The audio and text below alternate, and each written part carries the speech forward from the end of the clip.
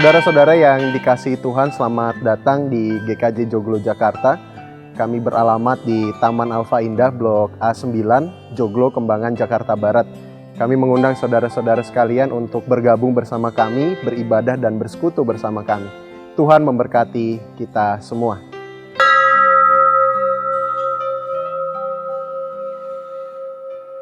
Saudara-saudara yang dikasihi Tuhan, Shalom.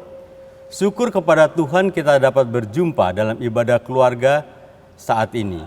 Sekalipun secara fisik tubuh kita berada di tempat yang berbeda, namun batin kita dipersatukan dalam rasa rindu untuk beribadah bersama-sama. Oleh karena itu, saudara-saudara, marilah kita mengawali ibadah saat ini dengan penuh sukacita. Bersama kita memuji Tuhan dengan berdiri dan menyanyikan Kidung Jemaat 3, bait 1 dan 2. Kami puji dengan riang.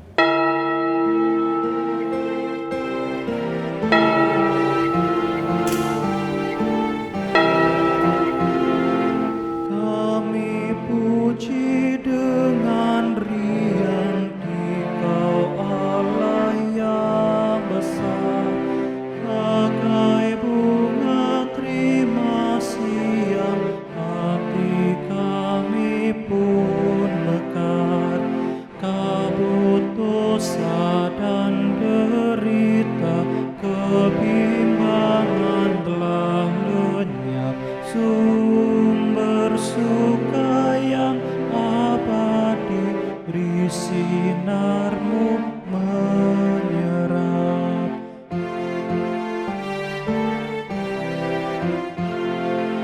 Kau memberi, Kau mengampuni, Kau limpahkan rahmat-Mu, sumber air hidup ria, lautan kasih dan restu, yang mau hidup dalam kasih, Kau jadikan milik-Mu, agar kami menyayangi, meneladan kasih-Mu. Saudara-saudara yang dikasihi Tuhan, marilah kita datang beribadah kepada-Nya dengan pengakuan bahwa pertolongan kita adalah dalam nama Tuhan pencipta langit dan bumi. Kasih karunia dan damai sejahtera dari Allah Bapa dan Tuhan kita Yesus Kristus ada pada saudara sekalian. Amin, amin, amin.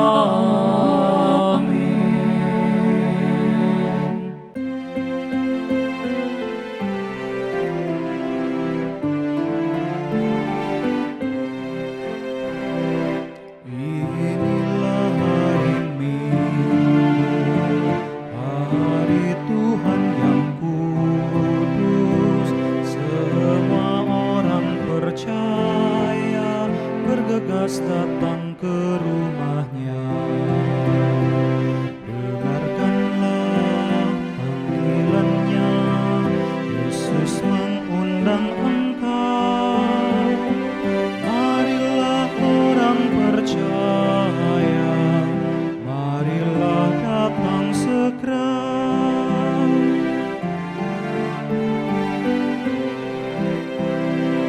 Mari datang padanya, menyembah serta sujud. Mari datang bersyukur atas kasih karunia-Nya. Dengarkanlah panggilan-Nya, Yesus mengundang engkau. Marilah orang percaya, marilah datang segera.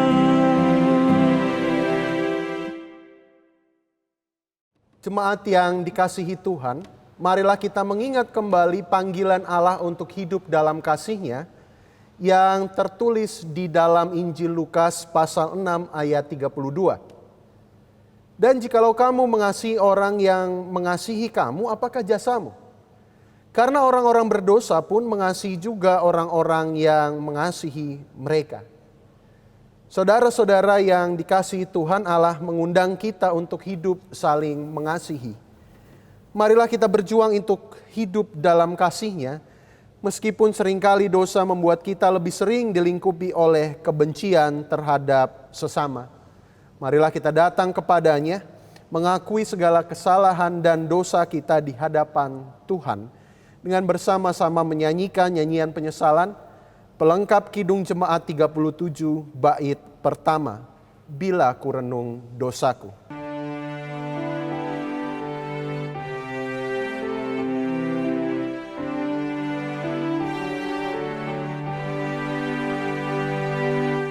Bila ku renung dosaku padamu Tuhan, yang berulang ku lakukan di hadapan-Mu. Kasih sayang-Mu, perlindunganku, di bawah naungan sayap-Mu, damai hatiku. Kasih sayang-Mu, pengharapanku, usapan kasih setia-Mu selalu ku rindu. Jemaat yang dikasihi Tuhan, Allah adalah Tuhan yang senantiasa memberikan anugerah-Nya kepada kita yang dengan rendah hati mau mengakui kesalahan dan dosa kita. Anugerah pengampunan Allah tersebut tertulis di dalam surat Roma pasal 3 ayat 23 sampai dengan 24. Karena semua orang telah berbuat dosa dan telah kehilangan kemuliaan Allah, dan oleh kasih karunia telah dibenarkan dengan cuma-cuma karena penebusan dalam Kristus Yesus. Saya mengundang saudara-saudara untuk bangkit berdiri. Marilah kita menyatakan kesanggupan kita untuk hidup di dalam kasih dan anugerah-Nya, dengan bersama-sama menyanyikan Kidung Jemaat 39, bait 1 dan 2, Ku diberi belas kasihan.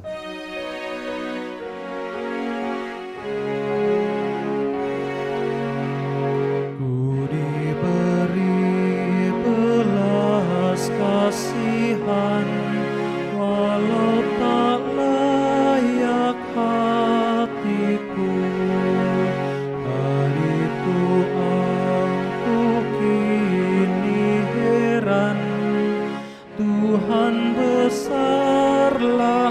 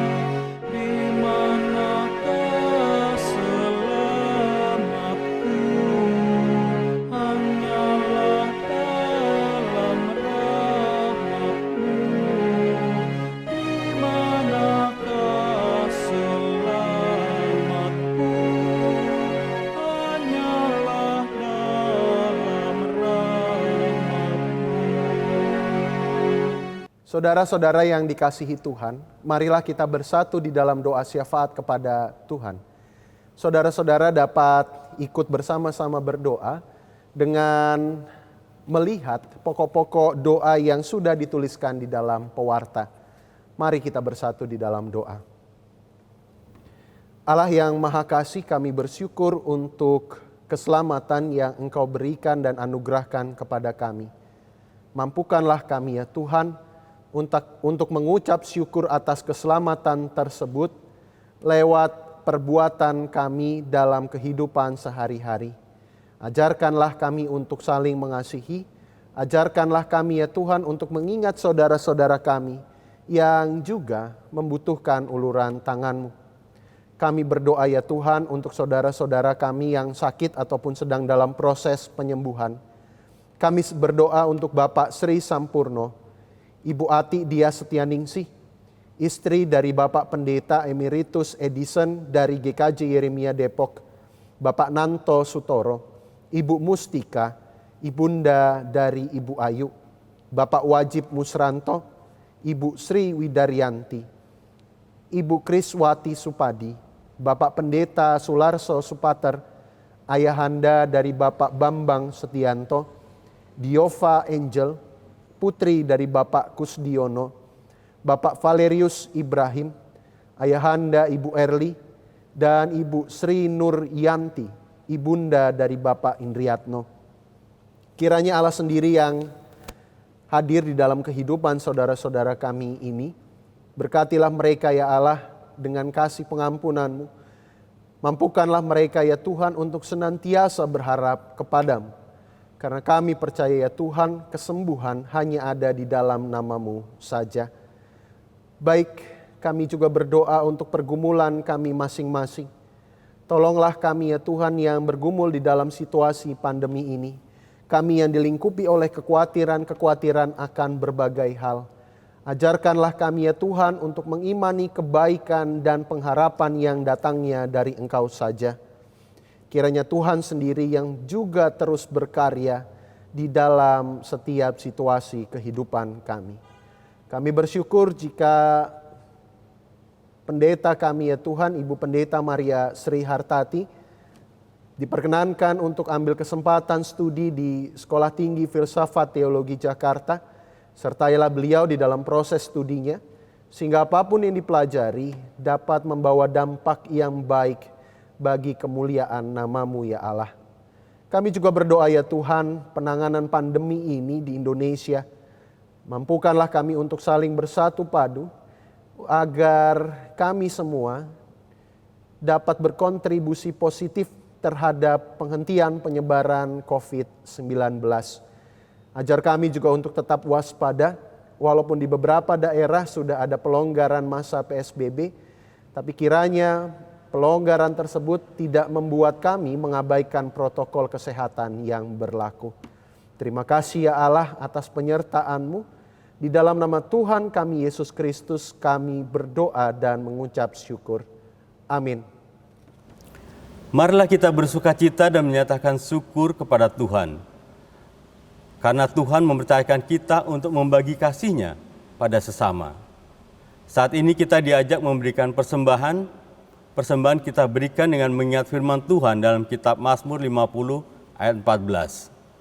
Persembahkanlah syukur sebagai kurban kepada Allah dan bayarlah nasarmu kepada Yang Maha Tinggi. Persembahan dapat kita sampaikan dengan cara seperti yang tertera dalam tayangan di hadapan saudara atau dalam tata ibadah keluarga. Marilah kita membawa persembahan kita dengan menyanyikan Kidung Jemaat 365B, bait 1 dan 4. Tuhan ambil hidupku.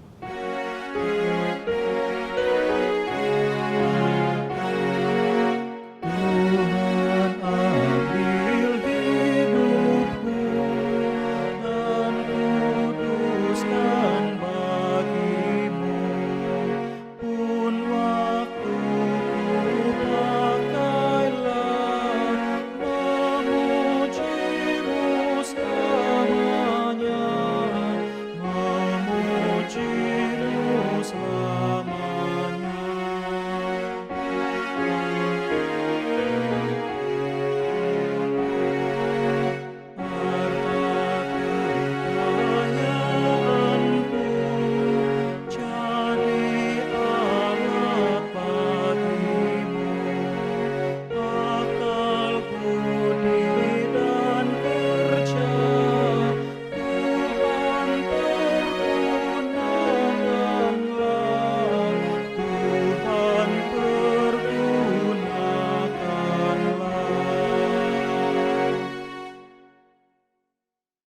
Saudara yang terkasih, marilah kita berdoa.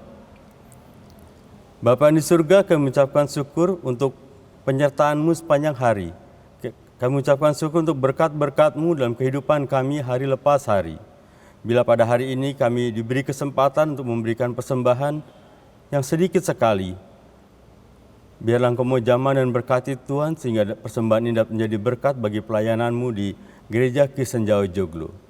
Kami berdoa untuk tangan-tangan yang mengelolanya Tuhan, rekan-rekan majelis, rekan-rekan komisi, bebadan dan tim, sehingga dapat memanfaatkan menggunakan uang ini hanya untuk kemuliaan nama-Mu saja.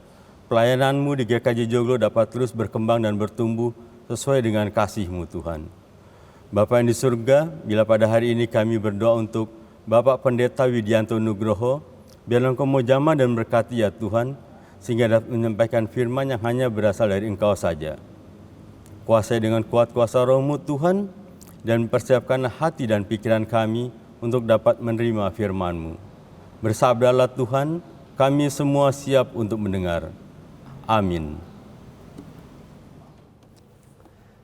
Saudara-saudara yang dikasihi Tuhan, sebentar lagi kita akan mendengarkan sabda Allah yang akan diambil dari Injil Matius 9 ayat 35 sampai Injil Matius pasal 10 ayat 8. Pembacaan Alkitab dan refleksi firman Tuhan pada hari ini diambil dari Matius 9 ayat 35 sampai dengan Matius 10 ayat 8. Namun sebelumnya saudara-saudara terkasih, marilah kita menyiapkan hati dan pikiran untuk menyambut sabda Tuhan dengan menyanyikan nyanyian persiapan dari Nyanyikanlah Kidung Baru 116 bait 1. Siapa yang berpegang? Siapa yang berpegang pada sabda Tuhan dan setia mematuhinya, hidupnya mulia dalam cahaya bakat, bersekutu dengan Tuhannya. Percayalah dan pegang sabdanya, hidupmu dalam Yesus sungguh bahagia. Matius 9 ayat 35 sampai dengan Matius 10 ayat 8. Saya akan bacakan untuk saudara-saudara sekalian. Saya mengundang saudara-saudara yang berada di rumah atau dimanapun Anda berada untuk turut memperhatikan bersama saya. Mari kita memperhatikan Matius 9 ayat 35 sampai dengan Matius 10 ayat 8. Demikianlah Yesus berkeliling ke semua kota dan desa. Ia mengajar dalam rumah-rumah ibadat dan memberitakan Injil kerajaan sorga serta melenyapkan segala penyakit dan kelemahan. Melihat orang banyak itu, tergeraklah hati Yesus oleh belas kasihan kepada mereka, karena mereka lelah dan terlantar seperti domba yang tidak bergembala. Maka katanya kepada murid-muridnya, tuaian memang banyak, tetapi pekerja sedikit. Karena itu mintalah kepada Tuhan yang empunya tuaian, supaya ia mengirimkan pekerja-pekerja untuk tuaian itu. Yesus memanggil ke-12 muridnya dan memberi kuasa kepada mereka untuk mengusir roh-roh jahat dan untuk melenyapkan segala penyakit dan segala kelemahan. Inilah nama ke-12 rasul itu. Pertama, Simon yang disebut Petrus dan Andreas saudaranya, dan Yakobus anak Zebedeus dan Yohanes saudaranya, Filipus dan Bartolomeus, Thomas dan Matius pemungut cukai, Yakobus anak Alfeus dan Tadeus, Simon orang Zelot, dan Yudas Iskariot yang mengkhianati dia. Ke-12 murid itu diutus oleh Yesus dan ia berpesan kepada mereka, Janganlah kamu menyimpang ke jalan bangsa lain atau masuk ke dalam kota orang Samaria. Melainkan pergilah kepada domba-domba yang hilang dari umat Israel. Pergilah dan beritakanlah kerajaan sorga sudah dekat. Sembuhkanlah orang sakit, bangkitkanlah orang mati, tahirkanlah orang kusta, usirlah setan-setan. Kamu telah memperolehnya dengan cuma-cuma, karena itu berikanlah pula dengan cuma-cuma. Saudara-saudara yang dikasihi Tuhan, demikianlah pembacaan firman Tuhan. Yang berbahagia adalah kita yang mendengarkan sabda Allah dan melakukannya dalam hidup keseharian kita. Haleluya.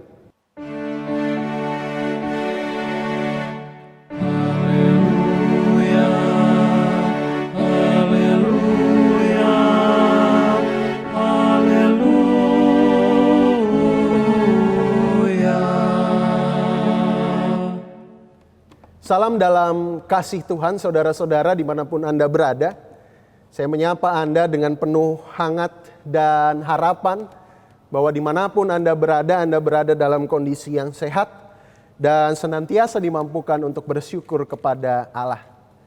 Saudara-saudara yang dikasih Tuhan, pada hari ini kita akan membahas sebuah tema yang sangat menarik, yakni digerakkan oleh belas kasihan Allah, yang baru saja kita baca dan baru saja kita lihat Matius 9 ayat 35 sampai dengan Matius 10 ayat 8.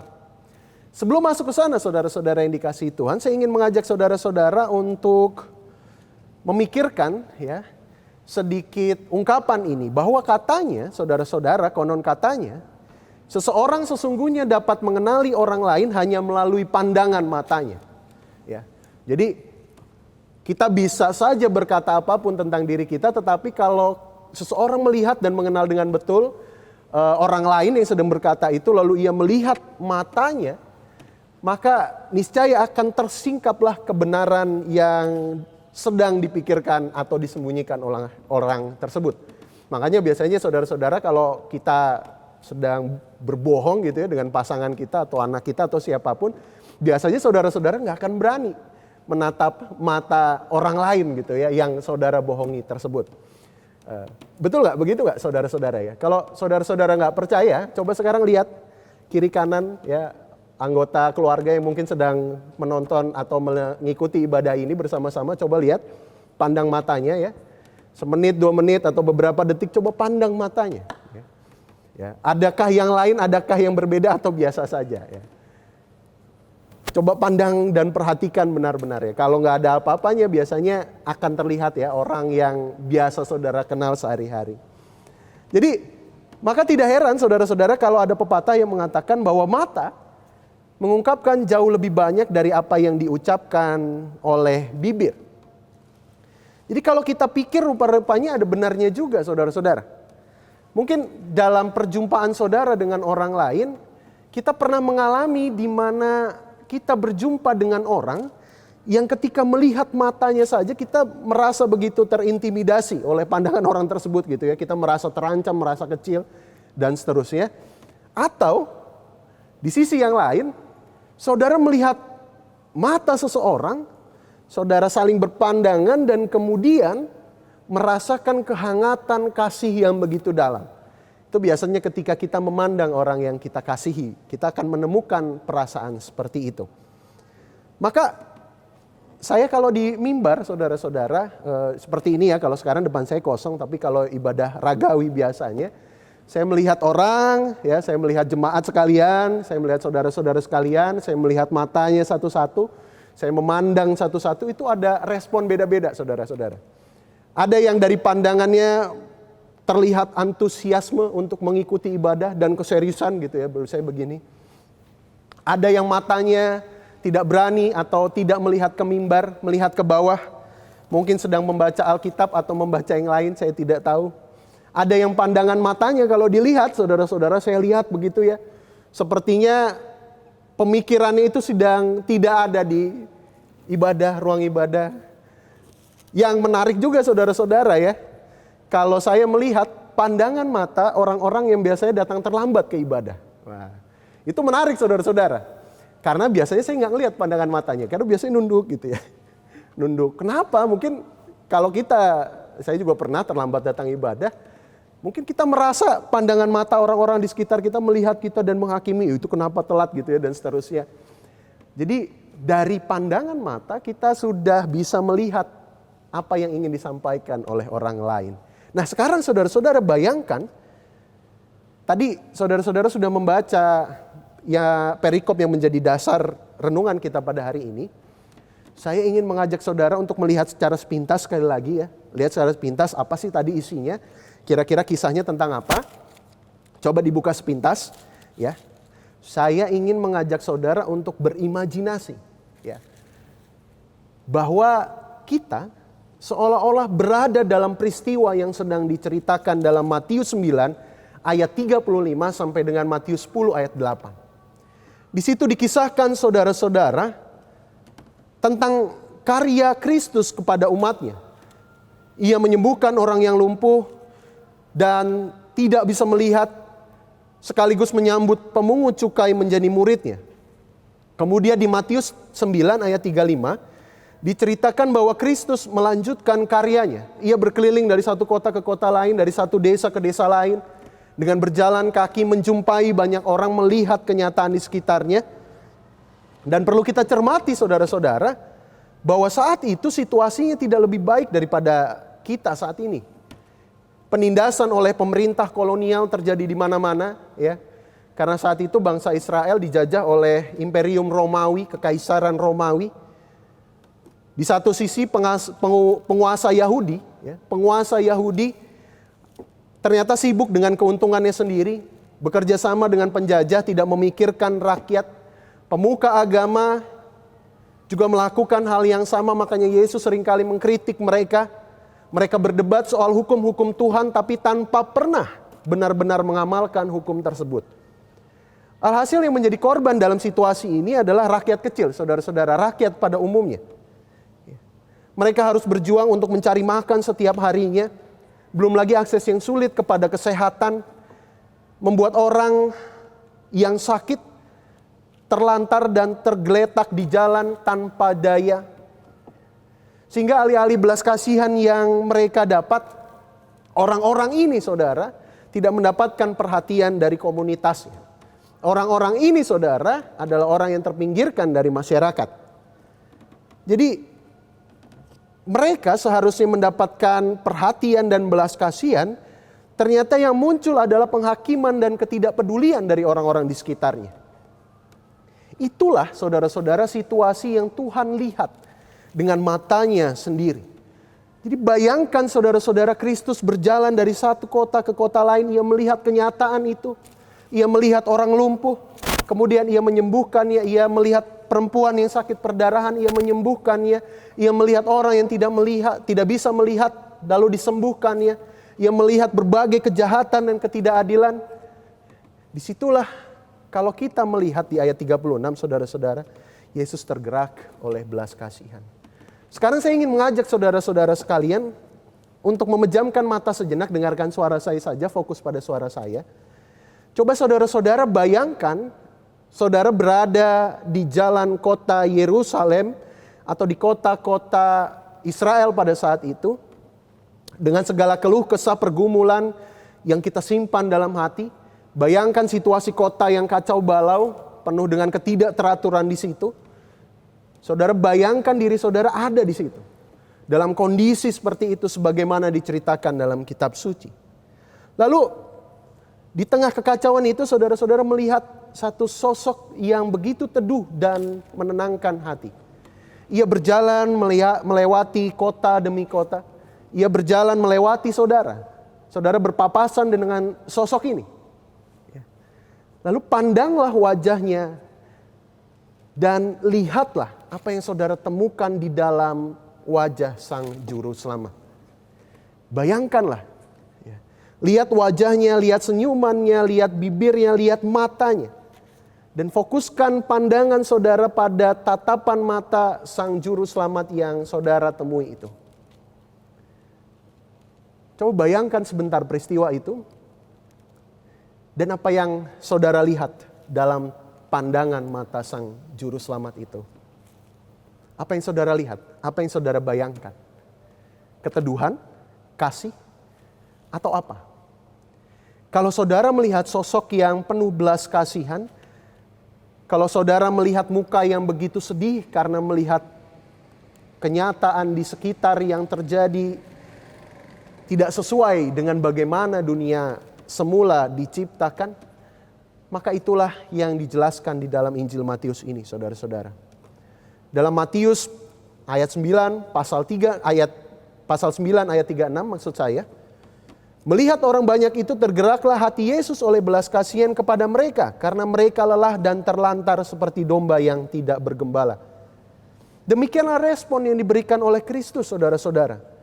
Ia melihat orang-orang itu dengan penuh kasih dan menganggap mereka orang-orang tersesat, layaknya domba hilang yang tidak bergembala. Tak ada satupun yang memperhatikan mereka, mendengarkan atau berbuat sesuatu untuk mereka. Hatinya tergerak oleh belas kasihan. Belas kasihan berbeda dengan rasa kasihan, saudara-saudara. Kalau kasihan seringkali hanya berhenti di bibir saja, kasihan ya orang itu. Tapi ini belas kasihan. Kristus berbuat sesuatu atas situasi itu. Ia menunjukkannya kepedulian, ia sungguh-sungguh hadir kepada orang-orang yang terpinggirkan itu dan sedang menderita itu. Ia berbuat sesuatu atas penderitaan yang orang-orang itu alami. Sekarang saudara-saudara bayangkanlah bahwa pandangan yang sama yang tergerak oleh belas kasihan itu juga memandang saudara saat ini. Bayangkanlah pandangan Kristus itu tidak pernah lepas daripada saudara dan memandang saudara dengan belas kasihan. Dari dulu sampai sekarang ia memandang kita dengan belas kasihan. Bayangkanlah wajahnya yang penuh dengan keteduhan itu. Sehingga saudara-saudara ketika mungkin dalam satu titik kehidupan Anda merasa lelah dengan banyaknya pergumulan yang saudara alami, janganlah menyerah. Teruslah berjuang karena ia tidak pernah meninggalkan kita, saudara. Dan ia terus memandang kita dengan penuh belas kasihan untuk menunjukkan bahwa Allah hadir dan berjalan bersama dengan kita. Itu yang bisa kita hayati dari kisah tentang belas kasihan Allah ini melalui anaknya yang tunggal Tuhan kita Yesus Kristus. Yang kedua saudara-saudara, belas kasihan Allah adalah belas kasihan yang memberdayakan manusia dan terlebih menginspirasikan kita untuk berbuat yang sama kepada sesama. Maka dari itu di ayat 37 sampai dengan 38 Kristus berkata, tuaian memang banyak tetapi pekerja sedikit. Mintalah, karena itu mintalah kepada Tuhan yang empunya tuaian supaya ia mengirimkan pekerja-pekerja untuk tuaian itu. Siapakah pekerja-pekerja itu? Saudara-saudara, kita semua yang mengaku diri sebagai murid-murid Kristus. Maka tidak heran ketika selesai berkata hal tersebut, penceritaan dilanjutkan dengan pemanggilan murid-murid Kristus, para rasul, dan kemudian pengutusan para rasul. Itu artinya para rasul diutus untuk menjadi pekerja-pekerja ya, yang harus menggarap tuaian-tuaian itu. Dan kini kita sekarang juga diundang dengan panggilan yang sama.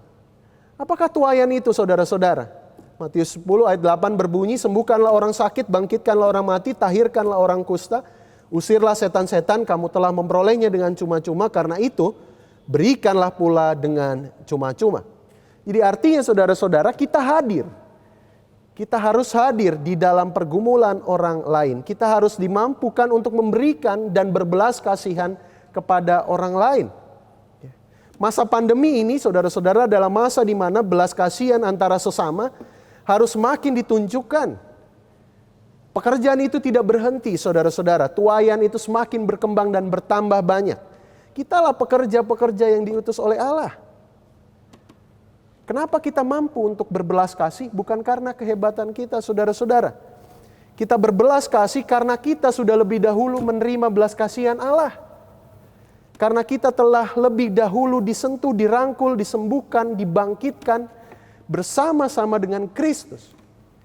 Itulah kenapa orang-orang Kristen ketika menunjukkan belas kasihan, ya belas kasihan kita harus belas kasihan yang total dan tidak setengah-setengah. Karena Allah juga mengasihi saudara dan saya dengan total dan tidak setengah-setengah. Belas kasihan Allah juga seharusnya merubah paradigma kita. Mungkin selama ini saudara tidak mampu melihat karena saudara tidak menghayati dengan sungguh belas kasihan Allah. Saudara, ketika saudara meminta untuk dipakai oleh Allah, saudara memakai belas kasihan Allah untuk memandang dunia, fakta yang sama, peristiwa yang sama, akan saudara lihat dan respon dengan berbeda. Karena kacamata kita, saudara, kacamata kita ini berganti. Mungkin kacamata kita tadinya keegoisan, kekhawatiran, ketakutan kita. Ketika kita menghayati dan merespon belas kasihan Allah, kita memperoleh kacamata yang baru. Kacamata pekerjaan Tuhan yang harus dinyatakan di dalam dunia. Itulah saudara-saudara panggilan komunitas kita. Itulah saudara-saudara panggilan orang Kristen masa kini. Kita bertumbuh untuk menjadi komunitas yang digerakkan oleh belas kasihan Allah. Sehingga saudara-saudara, masa pandemi ini juga seharusnya merubah gereja, merubah cara pandang kita. Kita nggak bisa pakai cara pandang lama di mana gereja hanya sibuk untuk dirinya sendiri. Kita harus pakai cara pandang baru, di mana Allah mengutus kita untuk berkarya, di mana kita digerakkan oleh belas kasihan Allah. Amin. Saat teduh untuk kita semua.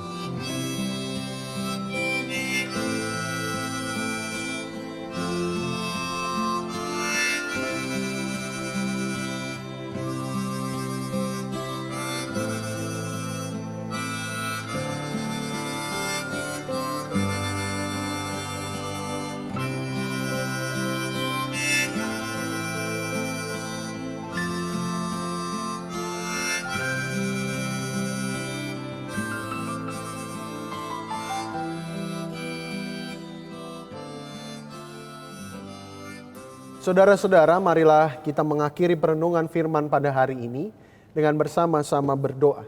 Mari kita berdoa. Allah Bapa yang Maha Kasih, terima kasih bila pada hari ini kami diingatkan akan Engkau ya Allah yang menunjukkan belas kasih-Mu kepada segenap ciptaan.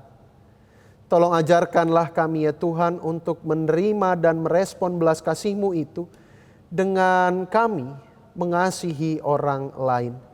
Ajarkanlah kami untuk hadir di dalam kesulitan-kesulitan yang dialami oleh sesama kami.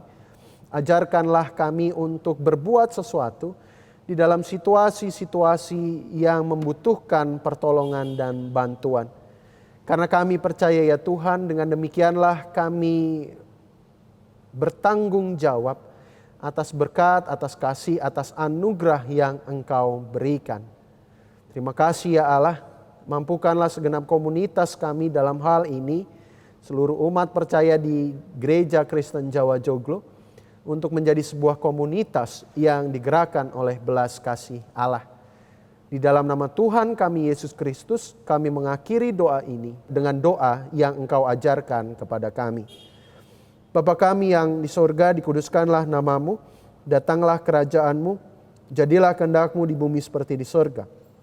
Berikanlah kami pada hari ini makanan kami yang secukupnya, dan ampunilah kami akan kesalahan kami seperti kami juga mengampuni orang yang bersalah kepada kami. Dan janganlah membawa kami ke dalam pencobaan, tetapi lepaskanlah kami daripada yang jahat. Karena Engkaulah yang empunya kerajaan dan kuasa dan kemuliaan sampai selama-lamanya. Amin. Saudara-saudara yang terkasih, marilah kita mendengarkan kesaksian pujian dari anak-anak kita, band Dua Arah.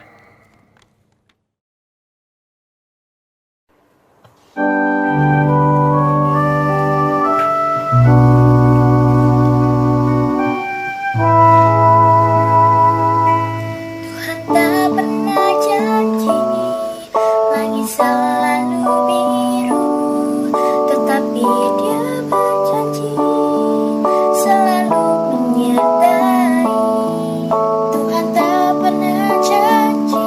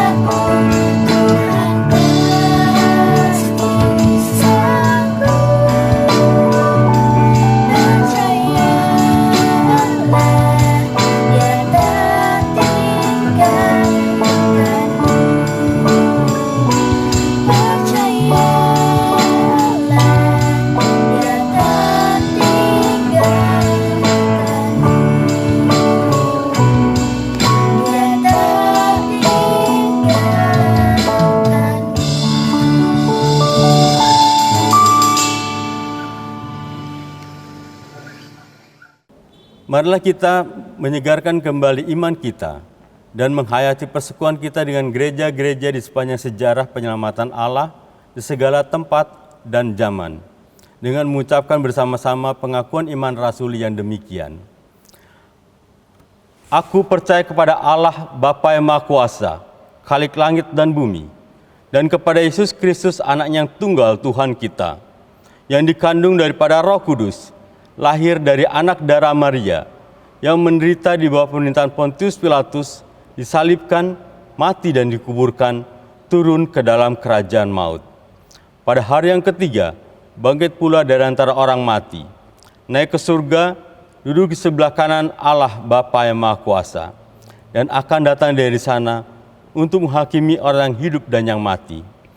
Aku percaya kepada Roh Kudus, gereja yang kudus dan am, persekutuan orang kudus, pengampunan dosa, kebangkitan daging, dan hidup yang kekal.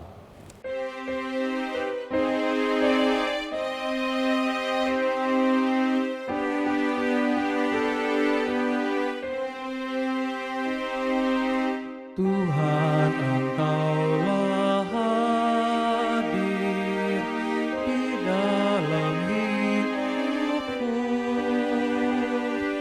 sama dengan udara, ku hirup kasih-Mu.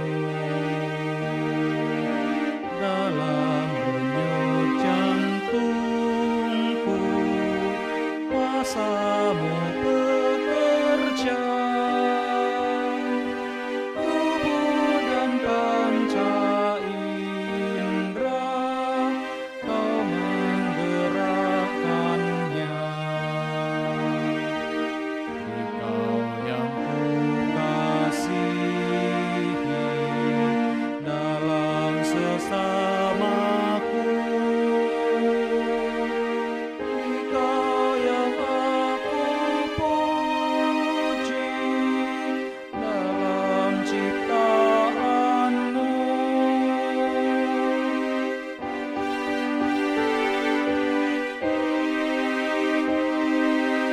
Juga di pekerjaan, Oh Tuhan beserta. Juga Engkau dengarkan lagu keluh kesah, lagu mesin dan martir, bising dan menderu, lagu peras keringat naik kepadamu. Engkau yang kukasihi dalam sesamaku, Engkau yang aku puji dalam ciptaan-Mu. Saudara-saudara yang dikasihi Tuhan, marilah kita melanjutkan aktivitas kita masing-masing. Marilah kita bertumbuh menjadi pribadi dan komunitas yang digerakkan oleh belas kasihan Allah. Kita membagikan kasih kepada sesama, sebagaimana kita telah menerima kasih dari Allah.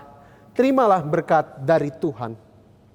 Tuhan memberkati engkau dan melindungi engkau. Tuhan menyinari engkau dengan wajah-Nya dan memberi engkau kasih karunia. Tuhan menghadapkan wajah-Nya kepadamu dan memberi engkau damai sejahtera. Amin.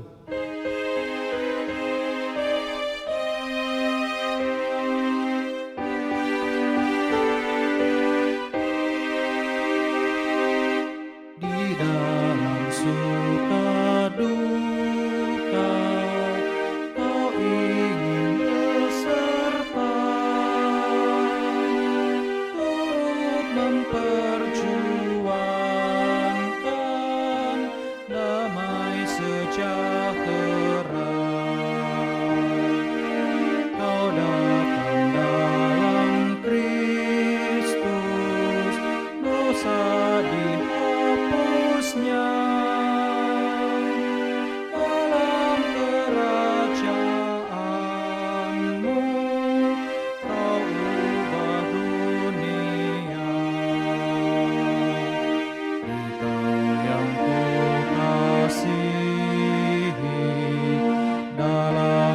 bersamaku. Dikau yang aku puji dalam ciptaanmu.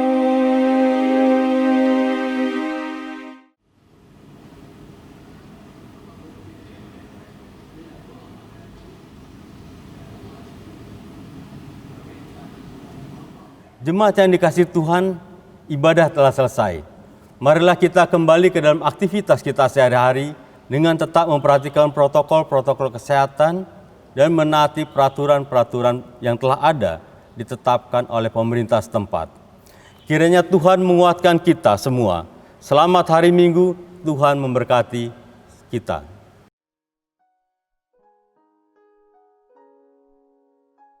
Yang terkasih, Ibu, Bapak, dan saudara-saudara warga GKJ Joglo, perkenalkan nama saya Yunike Alfonsiani atau biasa juga dipanggil dengan Nike. Saya adalah mahasiswa semester 4 di Sekolah Tinggi Filsafat Teologi Jakarta atau mungkin yang lebih akrab di telinga kita dengan STT Jakarta. Saya sendiri berasal dari GKI Surya Utama dan sekarang sedang menjalani proses kependetaan di GKI. Saya akan menjalankan masa praktik di GKJ Joglo mulai dari tanggal 14 Juni sampai 15 Agustus mendatang. Dalam masa praktik ini, saya akan melayani bersama dengan ibu, bapak, dan saudara-saudara warga GKJ Joglo, sekaligus juga melakukan penelitian dengan tema pemahaman tentang gereja dan cara baru menggereja di masa pandemi COVID-19. Sebagaimana tema ini telah ditentukan oleh kampus. Saya yakin masa-masa praktik di GKJ Joglo akan memberikan saya pengalaman yang sangat berharga dalam perjalanan kehidupan saya, baik sebagai mahasiswa maupun sebagai calon pendeta. Dengan demikian, setiap masukan, setiap kesempatan, setiap bimbingan yang diberikan ibu, bapak, dan saudara-saudara sekalian akan menjadi pembelajaran yang sangat penting bagi saya. Kiranya Allah juga memperlengkapi saya untuk dapat menjadi berkat bagi GKJ Joglo, sebagaimana saya rindu untuk menyampaikan jari